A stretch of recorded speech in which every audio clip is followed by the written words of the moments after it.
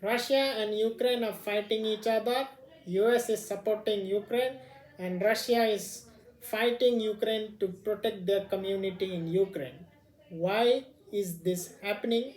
Today we will discuss this in the video. We will discuss from socio cultural perspective as well as historical angle.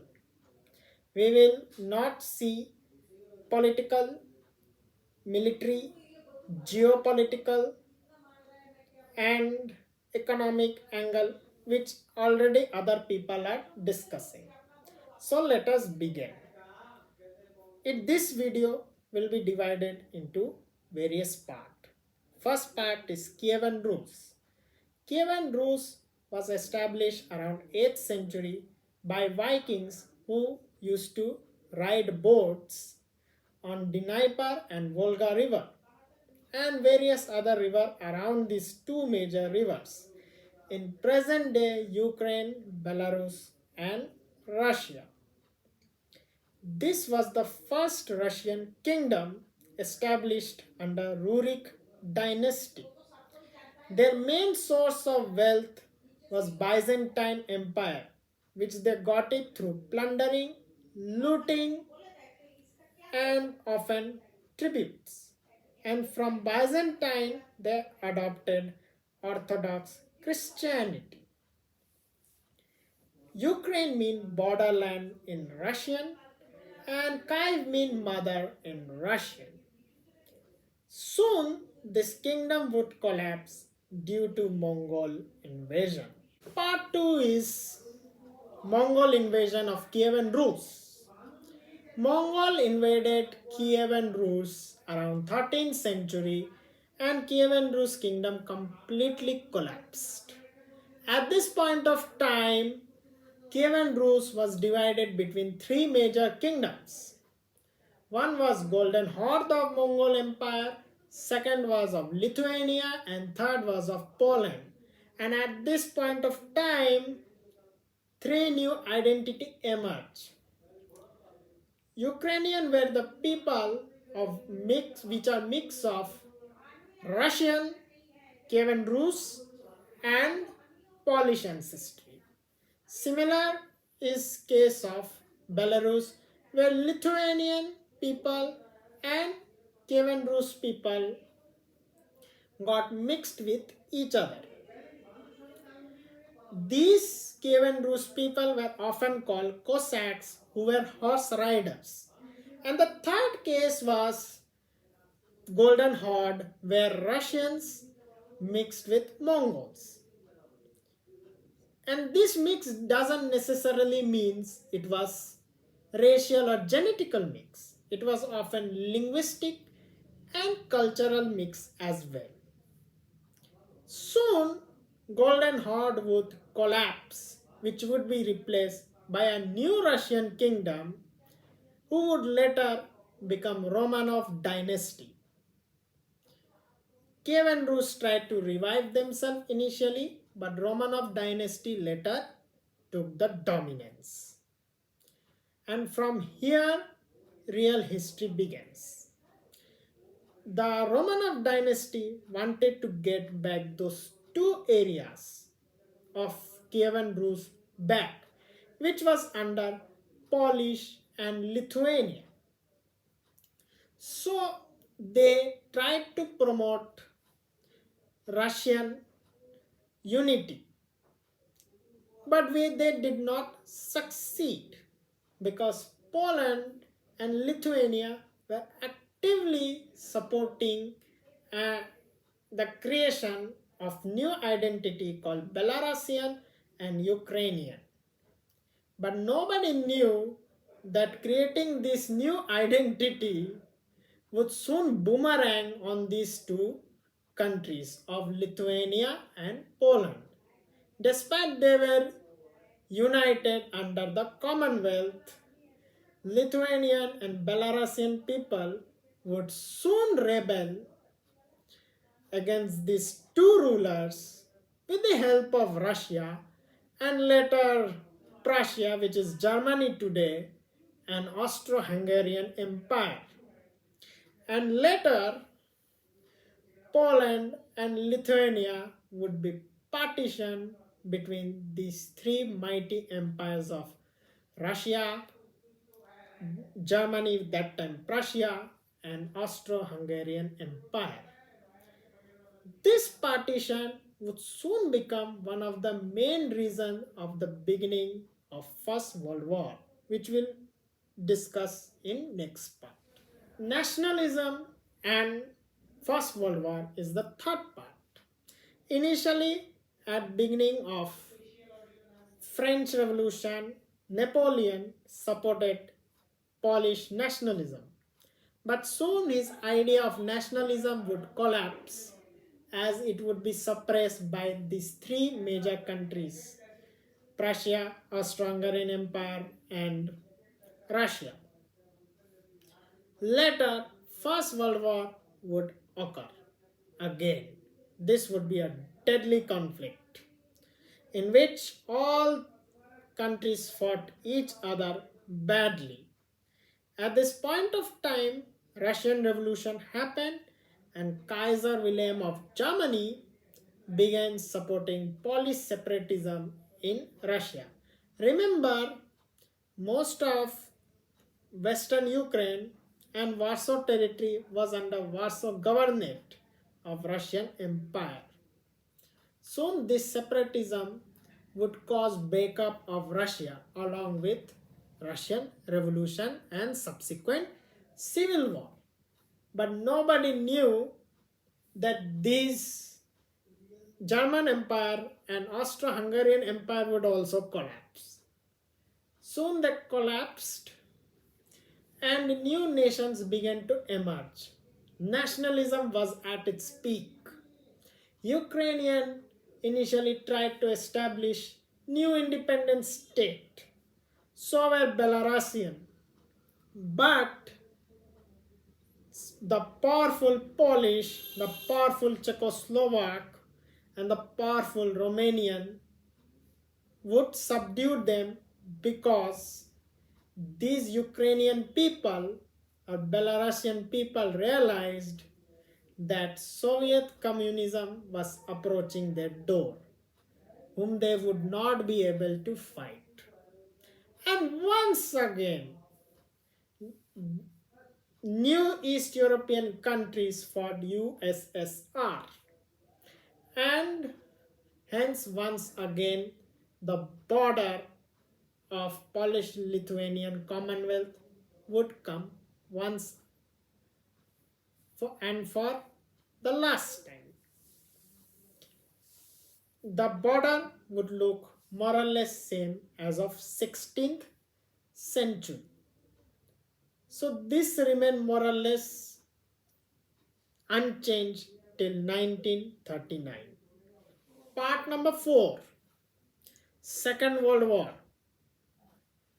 During interwar period, Polish always used to say to Ukrainian and even Belarusian that you will be free if you are under Poland. But they never used to give them real autonomy because they knew that they couldn't go anywhere. If they tried to rebel Poland, they would be under communist USSR, which these Ukrainian and Belarusian were objecting to. This became one of the reasons why Soviet Russia began to use it as an effective tool. Around this point of time, Soviet Russia wanted to gain more power. Stalin said only autonomy should be given, but Lenin said no, republic should be made, like Ukraine, Belarus, Moldova, Azerbaijan, etc. Stalin was lowered by Lenin at this point of time. But soon Lenin died and Stalin came. He was very powerful and he ruled Russia and under republics like under a tight fist, iron fist. So Stalin did not feel any need to change the law made by Lenin, which would soon prove to be a costly mistake after 1991. In fact, Stalin used this nation to annex more territory later. In eastern Ukraine, Holodomor famine did happen due to ignorance. And soon in 1938, a new dictatorship was becoming powerful. That was of Germany and Italy. Germany and Italy together annexed Czechoslovakia. And at this point of time, this became the blueprint of Second World War. And remember, in the easternmost part of Czechoslovakia, which is Zakarpattia Oblast today, whose capital is Uzhhorod, was Ukrainian. So the easternmost part of Slovakia and the Slovakia area was given to Hungary, and Czech Republic was annexed by Germany. Soon Molotov-Ribbentrop Pact was given and made. Here Eastern Poland, which is present day Ukraine, Western Ukraine and Western Belarus, was given to Stalin, and rest of Poland was taken by Hitler himself. This would become start of Second World War. Moreover, in 1940, Moldova, which for nearly thousands of years was part of Romania, was annexed by USSR. Romania and Hitler and all other East European countries would again gain after Operation Barbarossa of 1941, in which Hitler invades USSR. But after the defeat, old border of 1939 Ribbentrop Pact comes back. But this time, one more territory went into hands of Stalin. That was Uzhhorod, which was part of Slovakia and Hungary for nearly thousands of years. Here Ukrainian were majority because most of these Ukrainian initially tried to flee Mongol invasion and Polish invasion around 9, 10, 11, 12, 13, 14, 15th century. Part 5 is Cold War, the newest part so far. Here we are seeing that Khrushchev, who was himself being Ukrainian, succeeded Stalin, and he gifted Crimea to Ukraine Republic from Russia Republic within USSR. Ukraine got further sovereignty as they got membership separately in United Nations, just like other republic. And they often used to give voice against Russian Republic of USSR because Khrushchev was quite liberal in comparison to Joseph Stalin. This would soon become costly mistake because here the suppressed people under Stalin slowly began to raise voice. This became even more when USA and China allied with each other to fight USSR. And soon, with the two's plan, USSR would collapse through the tool of nationalism, and sometime in fact using extreme nationalists who are often called proud Nazis. And hence these republics would separate themselves from USSR, and by 1991 USSR would collapse. And from 1992 a new story began. which we will discuss in next part. The next part is post 1991 until 2014. Here we will discuss what Ukraine did immediate after collapse. When Ukraine separated themselves from Russia, so did Belarus. Belarus under Lukashenko remained with Russia, but Ukraine chose a different path of going towards United States. This was already present even when Cold War was going on, when Ukrainian Republic often used to give anti-USSR, anti-Russian voices. Here, Ukrainian government began to ally with US, and they often started giving anti-India, anti-Russia voices. For example, they oppose India's nuclear procurement. Yeah, they often oppose India's views on Kashmir. Ukrainian government began to collude with China and Pakistan to the level of even selling arms. And hence, Ukraine started making a new kind of history as if they had no relation with Russia. Ukrainian government began to provoke Russian a lot. But whenever a pro-Russian president or leadership used to rise, Ukrainian government used to remove them, often with US help. This happened not once but twice, once in 2004 and once in 2014. Similar thing also happened in Moldova and Georgia as well.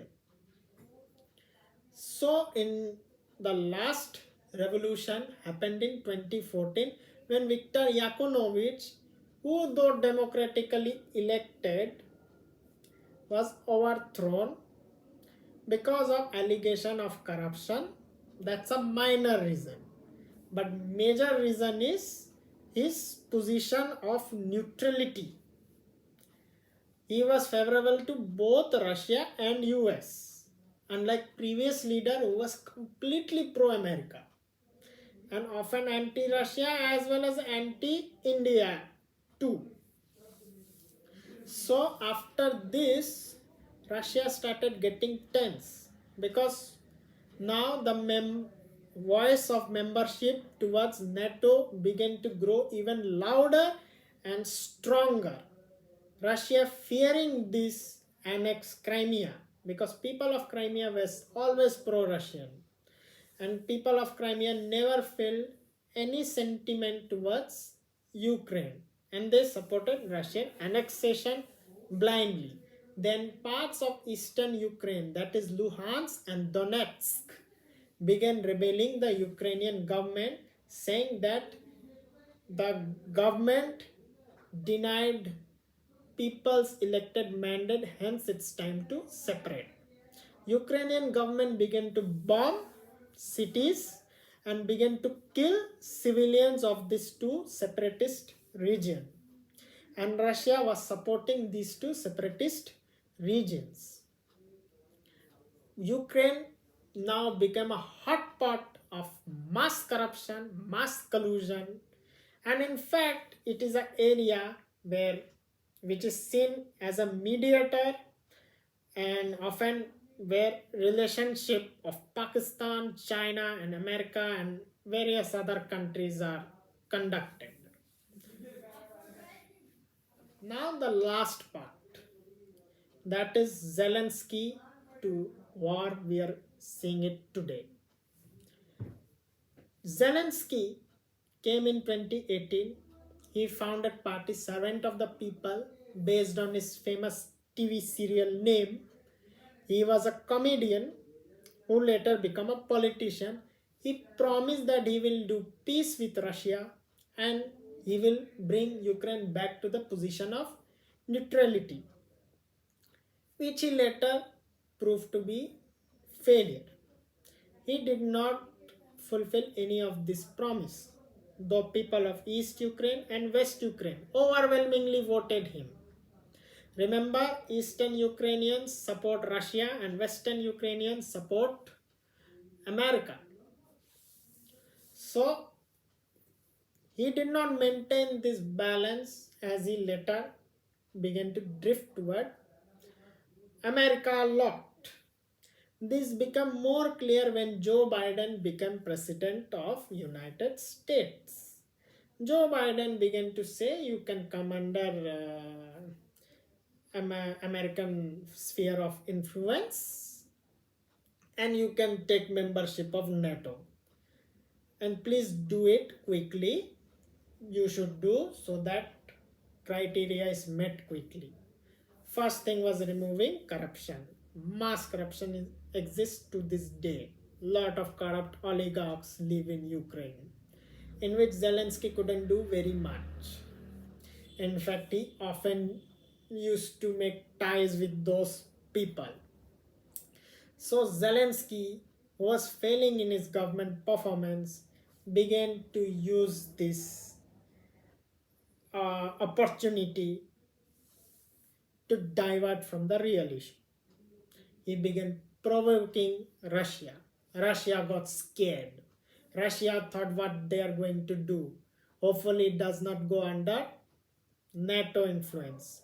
First, it will cut the historical route, and moreover, it will put nuclear weapons under the doorstep of on the doorstep of Russia. Later, Russia saw that Ukrainian was even blackmailing Russia to the point of procuring nuclear weapons. Russia got threatened, and Russia see that they have crossed red line. Now this become reason why we are seeing war happening today. Who will win, who will lose, nobody knows. And so we will discuss the viewpoint of each and every country on this conflict. Major countries. Different countries' position regarding Ukraine war is last and most important part. First country is United States. United States support Ukraine through arms, through money, through medicine, through media, through internet, as well as banning and sanctioning Russia from global institutions and finances, including participation in sports like football. Yet, United States will not participate in this war directly along with other Western allies, including no-fly zone. Second country is China. China is pretending to be neutral and peacemonger, although in reality it is China who is instigating an escalating war behind the stage. China have backstabbed Ukraine very badly, despite its great relationship with Ukraine in the past. Third country is India. India is really neutral. India does not want to take any side. India wants peace because India know that the ultimate winner of this war will be China. China will divert all attention from Taiwan and from Asia to Europe, which is Ukraine. Through this, superpower will beat each other, in which China will emerge victorious and powerful. So India is trying their best to de-escalate and stop the war, despite Ukrainian government have mistreated Indian citizens as well as African people too. So hopefully peace prevail. We don't support war in any way. We want peace. And hopefully world will become beautiful again. Thank you.